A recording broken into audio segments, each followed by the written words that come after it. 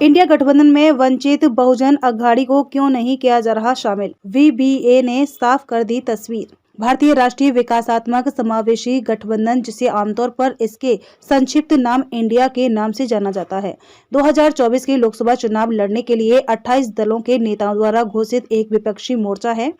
इस गठबंधन में हालांकि 28 पार्टियां शामिल हैं, लेकिन कई ऐसी पार्टी हैं जो अभी तक इंडिया गठबंधन का हिस्सा नहीं बनी। इसी में से एक पार्टी है जिसका नाम वंचित बहुजन अघाड़ी है। इस बारे में प्रकाश अंबेडकर ने भी अपनी प्रतिक्रिया दी है। अंबेडकर ने 3 सवालों के जवाब दिए हैं। वंचित बहुजन अघाड़ी को इंडिया गठबंधन में क्यों नहीं किया जा रहा शामिल? इस सवाल का जवाब देते हुए प्रकाश अंबेडकर ने कहा कि वंचित बहुजन अघाड़ी लगातार यह रुख पेश कर रही है कि नरेंद्र मोदी को सत्ता से हटाने के लिए सभी को एक साथ आना चाहिए और चुनाव लड़ना चाहिए।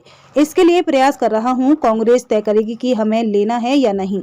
हमने कांग्रेस को 2 बार लिखा है, फिर भी कोई जवाब नहीं। वंचित बहुजन अघाड़ी का सामंती रुख वंचित बहुजन समाज को केवल वोट बैंक के रूप में इस्तेमाल करना, लेकिन सत्ता में हिस्सेदारी न देना, इंडिया के अंदर आने का निमंत्रण नहीं दिया गया है।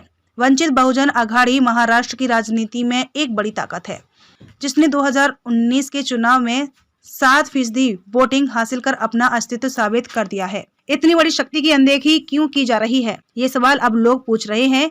क्या है वंचित बहुजन अघाड़ी का 12 सीटों का फॉर्मूला? इसके जवाब में पार्टी ने बताया कि वंचित बहुजन अघाड़ी ने महाराष्ट्र की 48 लोकसभा सीटों के लिए एक फॉर्मूला तैयार किया है।